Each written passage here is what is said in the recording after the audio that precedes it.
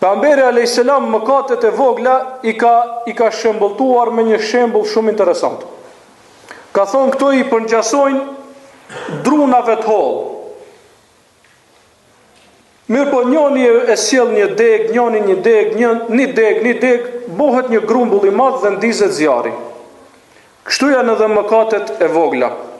Thonë dietarët edhe mali i madh është i formuar prej guralecave të vegjël. Më thonë kur shtohen ato bëhet e madhe. Andaj thonë dietarët nuk ka mëkat të madh me pendim. Më thonë nëse pendohesh, mëkati i madh shlyhet. Mirë po thonë nuk ka mëkat të vogël me vazhdueshmëri. Nëse je i vazhdueshëm në një mëkat të vogël, kjo zmadhohet tek Allahu subhanahu wa taala.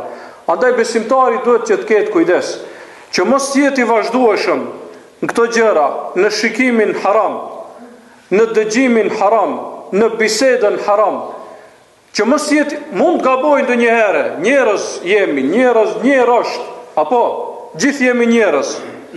Mirë po nuk duhet vazhdojnë këtë, sepse i mblidhen, pastaj ja nxin zemrën, siç thot pejgamberi alayhis salam, dhe pastaj kërkon më shumë dhe i afrohet më shumë zinas derisa më në fund të bie në të Allahu na ruaj të gjithëve.